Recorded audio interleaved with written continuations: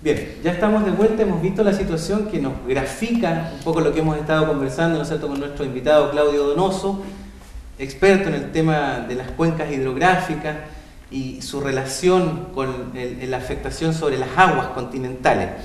Yo quisiera que a partir de lo que hemos visto, Claudio, un poco pudiéramos ahora, o tú nos pudieras explicar brevemente cuáles serían aquellas condiciones que están afectando hoy día ya en la realidad regional o del sur de Chile este equilibrio entre bosque nativo y disponibilidad de aguas continentales. ¿Qué es lo que está afectando hoy día eso que antes fue en un minuto la normalidad o lo que permitía que hubiera un equilibrio? Bueno, yo creo que es bueno partir aquí con algo que es importante, que tiene que ver con las políticas de un país, digamos. En Chile no existe una política clara respecto a lo que es el ordenamiento territorial, por ejemplo. Tampoco existe una gestión integrada de cuencas, ¿ya? Que en el fondo la gestión integrada lo que significa en realidad es bien simple, es que todo lo que las actividades que se realizan dentro de una cuenca deben considerar cómo afectan el agua, cómo afectan las actividades del otro, que está el vecino tuyo, el que vive en el otro lado de la cuenca, el que vive abajo de la cuenca y consume el agua que tú estás ocupando para tu actividad industrial, por ejemplo, o la que sea. Claro. ¿Ya? En Chile eso no existe. Un poco, yo diría que aquí las cosas están mucho más normadas por el derecho a la propiedad privada y a que tú puedes hacer lo que quieras en tu propiedad. Pero hay falta una gestión integrada, ¿ya? Y un ordenamiento territorial. Eso falta y de ahí partimos. Ya.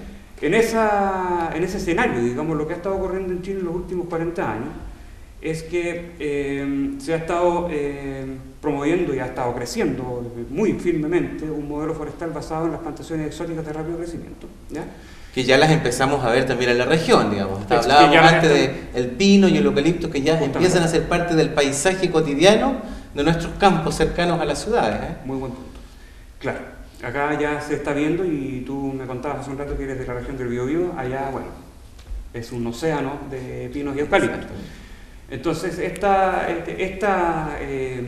modelo de plantaciones forestales, insisto, de especies exóticas de rápido crecimiento, fue instaurado en Chile con la idea de recuperar suelos degradados.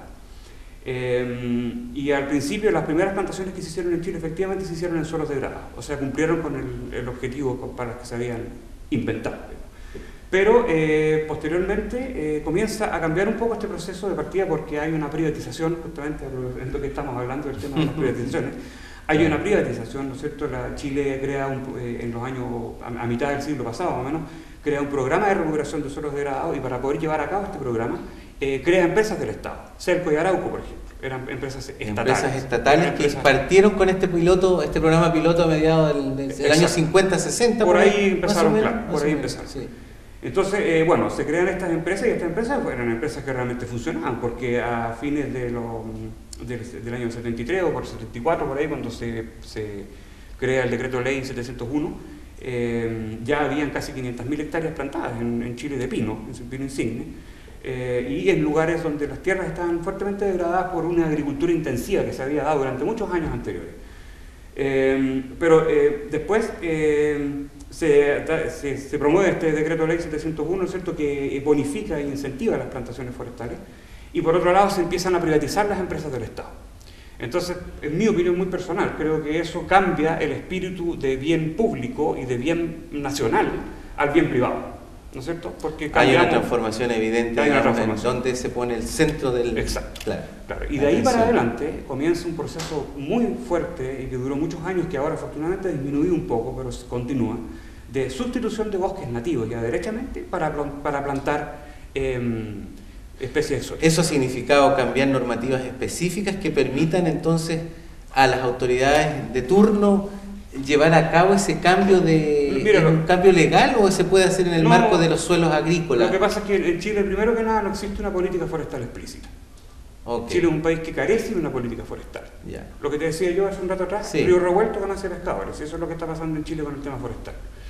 Carece de una política forestal explícita, y entonces, y además también muchas, sobre todo las grandes empresas forestales, que hoy tú sabes que poseen mucha cantidad de territorio y riqueza,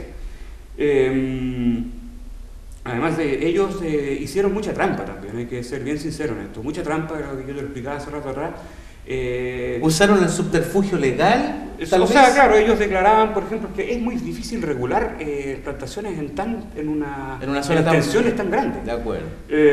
Entonces, ellos declaraban, por ejemplo, que iban a recuperar suelos degradados en tal parte, claro, y declaraban que era un matorral. Hablaban de matorrales y en realidad lo que estaban ellos cortando o quemando para poner pino de eucalipto eran bosques nativos, eran renovables. Eran renovables que ya incluso podían haber sido manejados esos renovables, y hoy día a lo mejor podríamos haber tenido, en vez de una industria de celulosa, podríamos haber tenido una industria de maderas nobles, con valor agregado, y en una escala mucho más local, digamos. ¿Ya? Pero me estoy desviando un poquito del tema.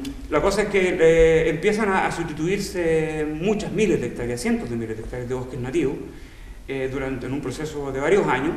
De hecho, yo digo, los más conservadores hablan de 400.000 hectáreas de bosque nativo que se sustituyen, reemplazadas por plantaciones. Ya. Yo creo que es mucho más. Entonces, bueno, eso es importante porque es el contexto como político, digamos, que se... Ahora, vámonos a nuestro leitmotiv, que es la isla de Chiloé y la Asociación de Consumidores, que está, sí, digamos, en esta cruzada tan motivadora, digamos, de poner un poco de educación y poner puntos de interés para la población en general. La isla de Chiloé, por ser un territorio insular propiamente tal, uno pudiera pensar de que tiene mucha disponibilidad de agua y por lo tanto esto no es un tema que le vaya a afectar porque está rodeada de agua. Ahora, este simplismo con lo que yo ilustro, evidentemente también tiene un lado que algo debemos comentar, que es el tema de la exigua cantidad de bosque que tiene Chiloé y hacia dónde camina. Y en ese sentido, entonces sí hay un punto de atención y de mucha preocupación, sí, respecto de la generación y la mantención de agua para el uso humano, sí, ¿no es cierto? Sí. Podríamos, bueno, en el caso así, cuando estamos con bosques degradados y eso. Sí, bueno, justamente con lo que tú me comentas, como que le das continuidad a lo que yo venía hablando, porque la sustitución de bosques nativos, ¿no es cierto?, lo que ha provocado ha sido una sustitución de bosques nativos por plantaciones exóticas de especies de rápido crecimiento, ¿no es cierto? Cierto. Y que además son cortadas, cosechadas esas plantaciones a tala rasa, o sea, se cortan todos los árboles. Y las rotaciones son lo más cortas posible, por supuesto, porque esto es una cuestión que tiene un interés económico. Por lo tanto, en la medida que tú antes puedas cosechar, lo vas a hacer. Rotación para nuestros televidentes significa la cantidad de años en que está listo un árbol para ser cortado y luego volver a plantar otro que vuelva a crecer. Exactamente. De eso estamos hablando cuando hablamos de rotación, sí, de... Sí. Ya. Entonces, esto es lo que ocurrió, bueno, se eliminaron los bosques nativos, por lo tanto tú alteraste ese ecosistema, ¿no es cierto? Por cierto. Y el ecosistema que yo te explicaba antes, que tiene mucho que ver, hay un equilibrio ahí que es el que permite que el suelo tenga esa propiedad de esponja. Entonces mucho tiene que ver con el agua. Después eliminas el bosque nativo y pones una plantación de una especie exótica de rápido crecimiento. ¿Por qué es de rápido crecimiento esa especie? Porque tiene una capacidad enorme de absorber agua y nutrientes desde el suelo, son unas verdaderas bombas de agua. Okay. Entonces empiezan a chupar el agua y los nutrientes del suelo. Después tú vienes y las cortas todas. Dejas esos suelos descubiertos durante 3 o 4 años, que es lo que se va a demorar en crecer las nuevas plantas que tú pusiste, para cubrir nuevamente el suelo y protegerlo. Durante esos 3 o 4 años, las lluvias en estos lugares donde llueve mucho, ¿no es cierto?, se van a estar llevando el suelo. Entonces alteraste por todos los lados posibles ese ecosistema, ese equilibrio. ¿Y qué es lo que pasó finalmente? Que perdiste la propiedad de almacén de agua de ese suelo. ¿Ya?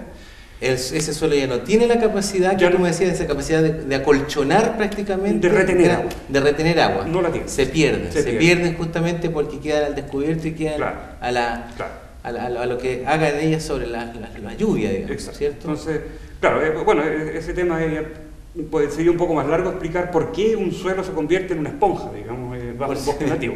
Pero es así, es una esponja. Entonces, bueno, evidentemente ahí que la disponibilidad de agua disminuye, ¿no es cierto? Se te contaminan las aguas de partida y disminuye la cantidad de agua porque el suelo ya no está reteniendo.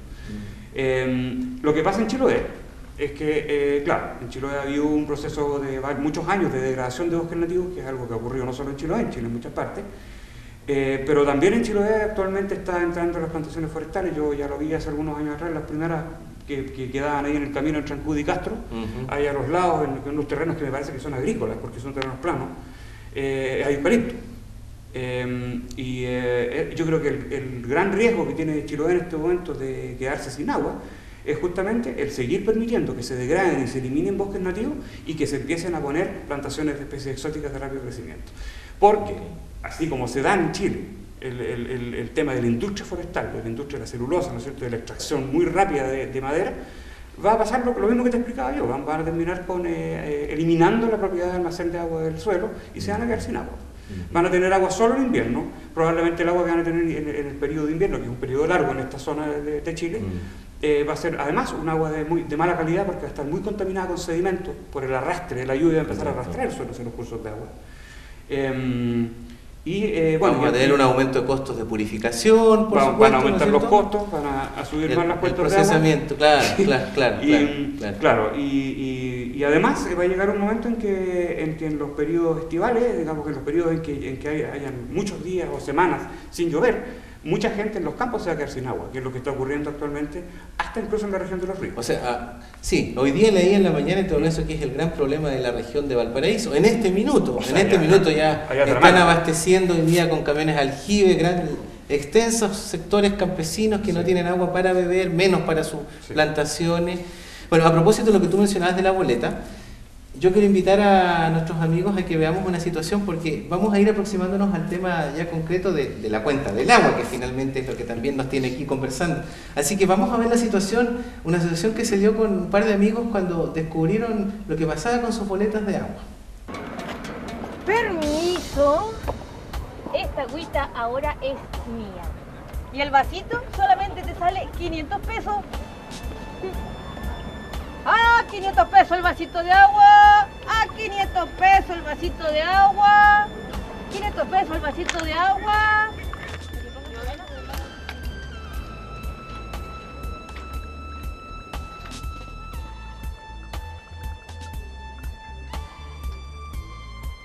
¡Ah, 500 pesos el vasito de agua!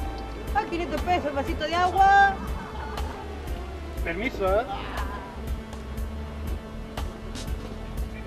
Hoy día el agua sube a 700 pesos. Creo que los derechos de agua son de mi propiedad. ¿Se puede retirar, por favor? 700 pesos a 700 pesos el vaso de agua. 700 a 700 pesos el agua. 700 pesos. Venga, pasa a comprar su vaso. Venga, pase por acá, casera. 700 pesos el agua. ¿Pero cómo? ¿A 700? A 700. ¿Y no costaba 500?